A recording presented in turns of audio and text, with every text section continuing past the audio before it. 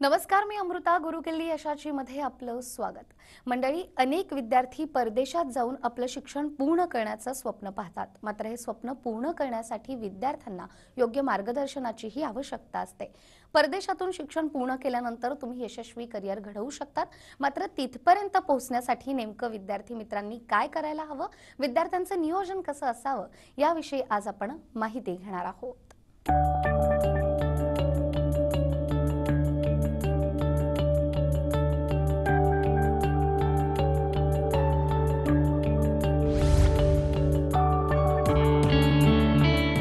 गुरुकिल्ली यशाचीच्या आजच्या भागात आपण स्टडीज अब्रॉड या विषयावर मार्गदर्शन घेणार आहोत आणि आपल्याला मार्गदर्शन करण्यासाठी आपल्यासोबत आहेत प्रोफेसर के.पी. सिंग आणि professor Nitin Lathe sir.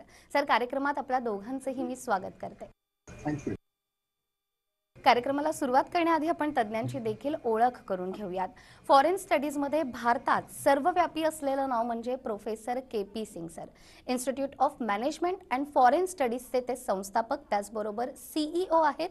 Head of verbal faculty देखील सर आहेत. सरांनी गेल्या 22 वर्षांमध्ये 50,000 विद्यार्थ्यांना ट्रेन केलं असून विद्यार्थ्यांना त्यांची स्वप्नपूर्ती करण्यास सरांनी मदत केली आहे. त्यांच्या या उत्कृष्ट कार्यासाठी त्यांना सलग 3 वर्ष एक्सिलन्स इन एज्युकेशनचा अवॉर्ड देखील मिळाला आहे. त्याचबरोबर आपल्यासोबत आहेत प्रोफेसर नितीन लाठे सर.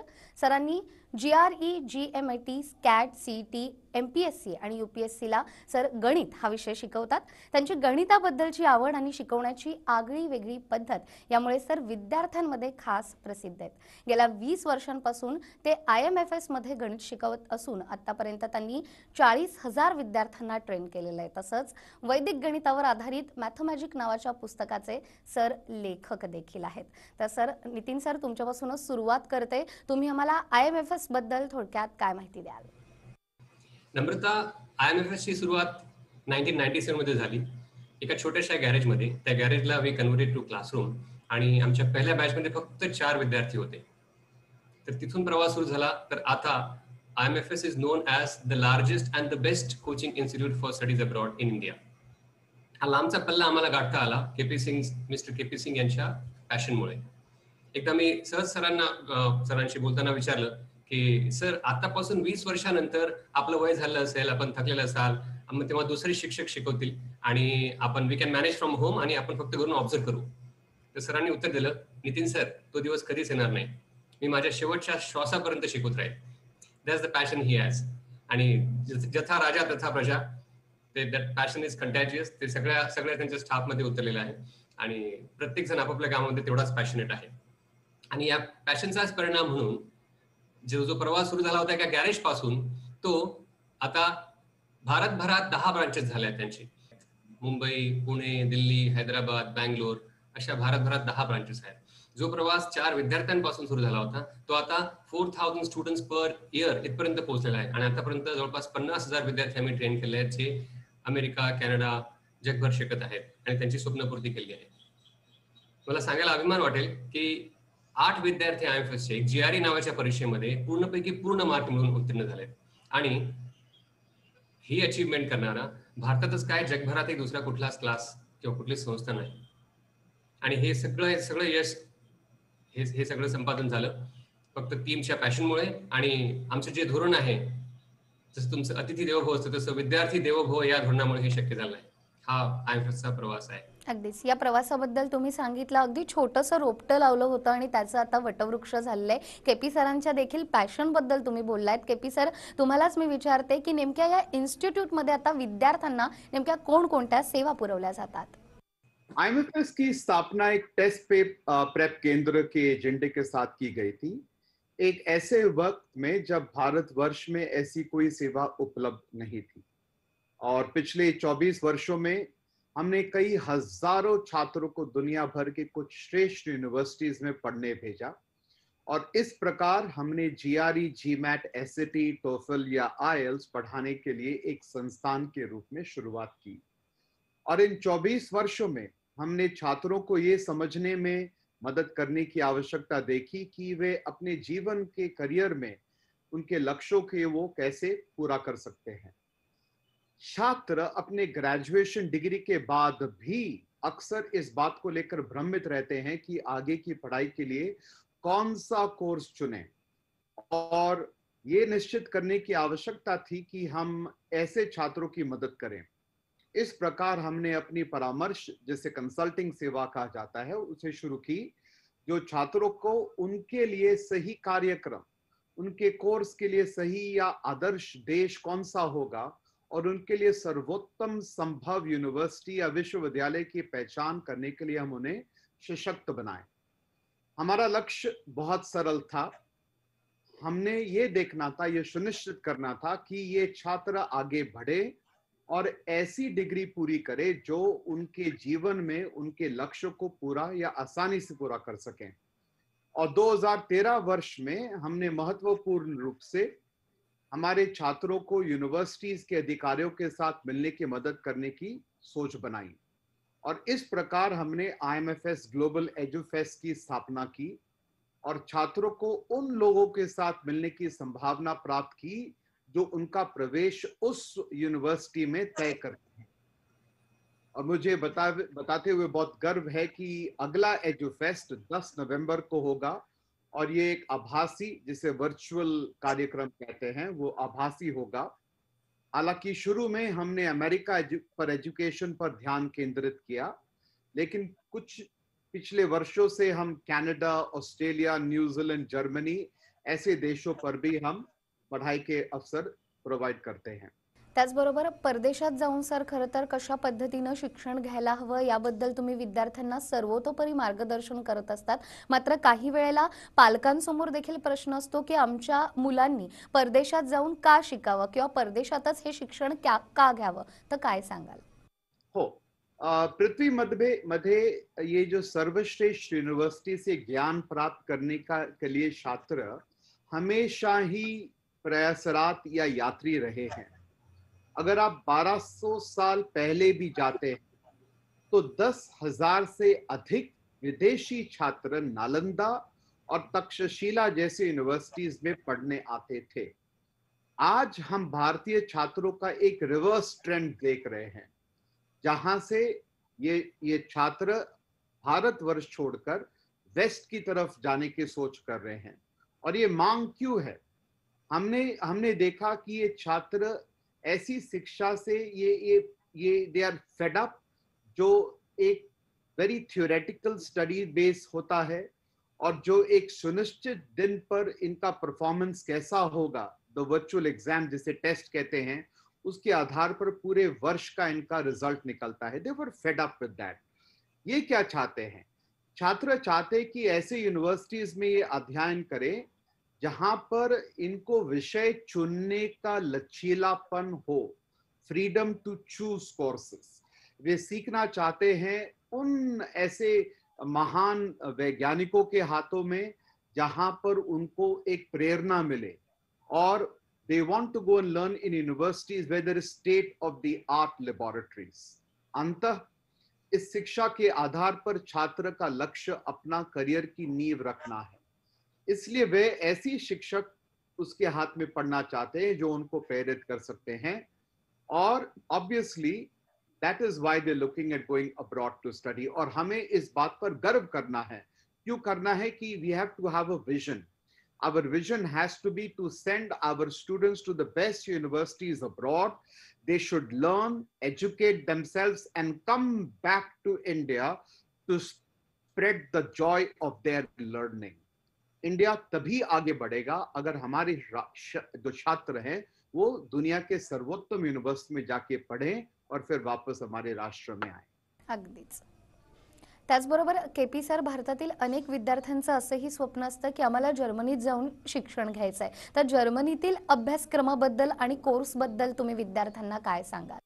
जी, कृषि से लेकर ह्यूमैनिटीज तक के क्षेत्रों में या इंजीनियरिंग, नवाचार और अनुसंधान में जर्मनी हमेशा सबसे आगे रहा है।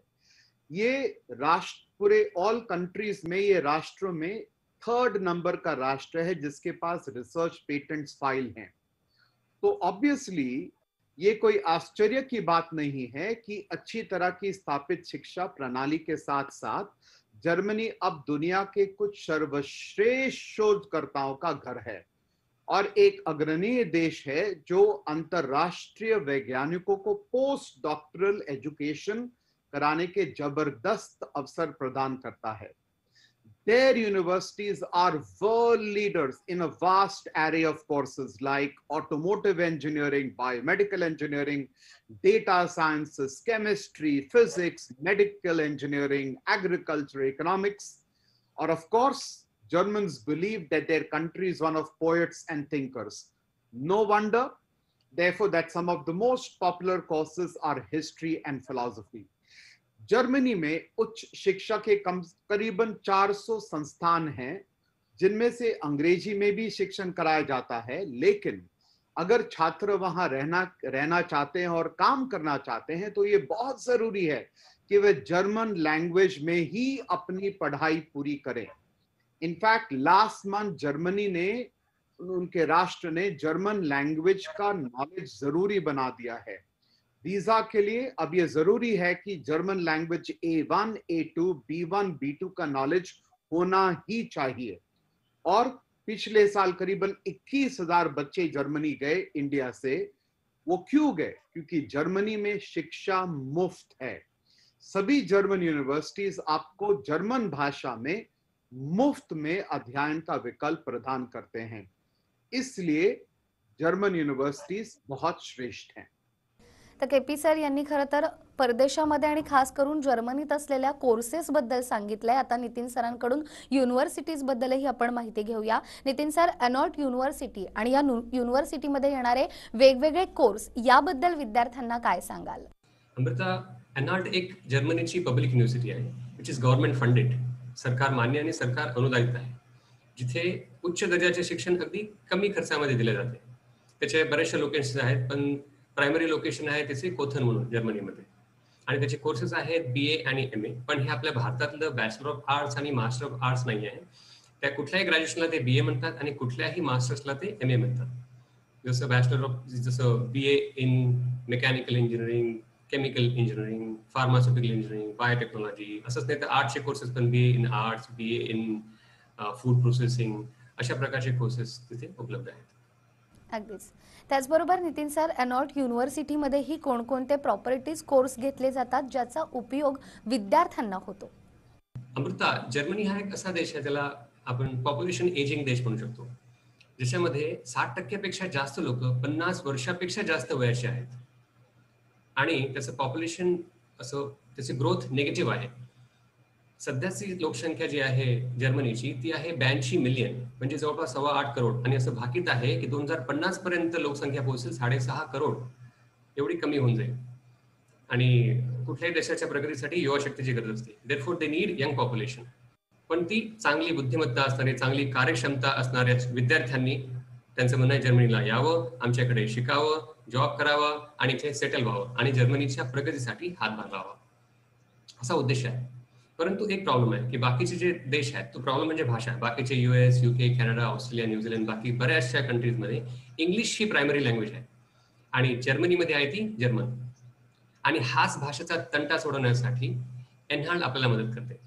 एनहाल्ट घेऊन आलंय एक 3 सेमिस्टरचा कोर्स, ज्याच्यामध्ये ते आपल्याला जर्मन भाषेमध्ये ट्रेन करणार आहे. पहिल्या सेमिस्टरमध्ये ते A1, A2 आणि B1 ह्या 3 लेवलला जर्मन शिकणार आहे, ज्याच्यामध्ये आपण आपलं बेसिक जर्मन येऊन जाईल. We can communicate in German, आपण साइन बोर्ड वाचू शकतो जर्मन भाषेमधले, असं बेसिक नॉलेज आपल्याला येईल.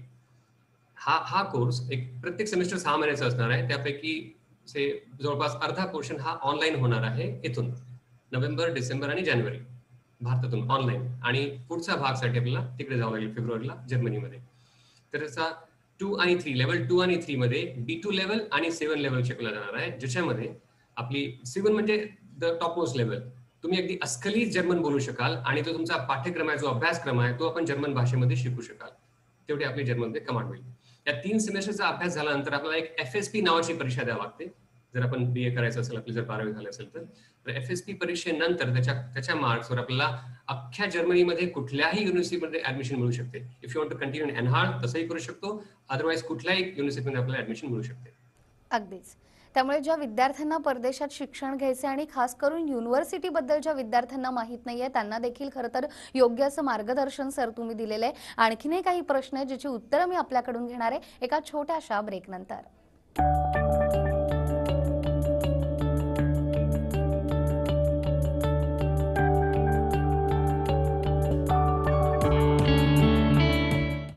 ब्रेकनंतर पुन्हा एकदा गुरुकिल्ली यशाची कार्यक्रमात आपलं स्वागत करते. आज आपण स्टडीज अब्रॉड या विषयावर मार्गदर्शन घेत आहोत प्रोफेसर के.पी. सिंग आणि प्रोफेसर नितीन लाठे सर यांच्याकडून. सर, कोर्सेस संदर्भात तर तुम्ही सांगितलंय, मात्र आता संबंधित कोर्सेससाठी ऍडमिशन कशी घेता येईल याबद्दल विद्यार्थ्यांना काय मार्गदर्शन कराल नितीन सर? सोपं आहे. जर तुम्ही ग्रॅज्युएट असाल आणि तुम्हाला जर MA करायचं असेल जर्मनीमधून, तर तुमचं फक्त अकॅडमिक प्रोफाईल बघितलं जातं.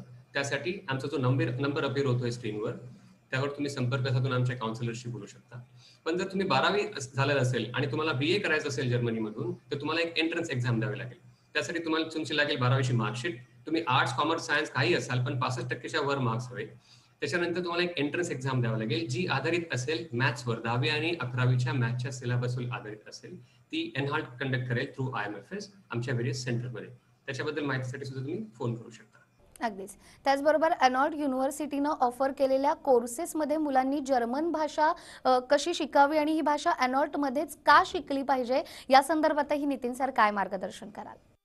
खूप चांगला प्रश्न विचारला अमृता. जर्मन भाषा शिकणं आणि जर्मन भाषेमधून अभ्यासक्रम शिकणं ह्या दोन वेगळ्या गोष्टी आहेत. उदाहरणार्थ, बरेच परप्रांतीय मुंबईत राहतात बऱ्याच वर्षापासून. त्यांना पण खूप चांगली मराठी बोलता येते. ते आपले रेस्टॉरंटमध्ये ऑर्डर करू शकतात, आपल्याशी संवाद साधू शकतात, पण त्यांनी ते मराठीतून अभ्यास नाही करू शकत. मी जर एखादं असं वाक्य म्हटलं की पाठ्यपुस्तकामधील पृष्ठ क्रमांक 16 वरील वर्तुळाकार आकृतीची त्रिज्या आणि परीघ सांगा, तर त्यांना अगदी मळमळ झाल्यासारखी होईल. त्यांना यातलं काहीच कळणार नाही. हा तो फरक आहे. म्हणून आपण जर्मन भाषा ही चांगल्या ऑथेंटिक आणि प्रोफेशनल बॉडीकडून शिकली पाहिजे, जे एनहार्ट आहे. अगदीच. त्याचबरोबर के.पी. सर, पुन्हा एकदा तुमच्याकडे वळते. जर्मनीमध्ये शिक्षण घेता घेता शिक्षण पूर्ण झाल्यानंतर कामाची, नोकरीची ही कोणकोणती संधी विद्यार्थ्यांसाठी उपलब्ध आहे? Germany requires around 260,000 migrants every year. Their population is an old geriatric population, it's a reducing population. Their growth is at 1.5%. Right now, their population is around 8 crore. By 2050, it will reduce to 6 crore. Therefore, to ensure that their engines of the economy keep running, they need to have young, fantastic, hardworking labor force, which is highly skilled. And that is where the Indians come in. In fact, a McKinsey's future studies shows that they require close to 700,000 tech specialists over the next 5 years. Therefore, there are plenty of job opportunities in Germany. And please understand that beyond that, even as a student, you're allowed to work for 120 days of full-time work or 240 days of half-time work, which will ensure you're able to pay off all your living costs as well. अगदीच. त्यामुळे जर्मनीमध्ये नोकरीच्या संधी देखील उपलब्ध आहेच. मात्र Nitin sir, पुन्हा एकदा जाता जाता तुमच्याकडे वळते. कोविडच्या परिस्थितीमध्ये जर्मनीला जाणं हे विद्यार्थ्यांसाठी कितपत सुरक्षित आहे आणि विद्यार्थ्यांना तुम्ही काय सल्ला द्याल? अगदीच सेफ आहे. Germany is the first country to open up after कोविड-19. त्यांची हेल्थकेअर सिस्टम जगातली म्हणजे one of the best in the world. त्यांच्या शाळा कॉलेज ऑगस्ट पासूनच सुरू झाल्या आहेत with utmost care, adequate care घेऊन.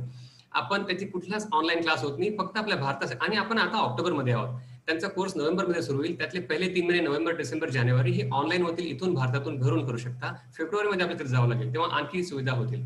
तो सगळं व्यवस्थित होईल. तर माझी विनंती आहे मराठी विद्यार्थ्यांना की ह्या तुमच्या चाकोरीबद्ध जीवनातून बाहेर या.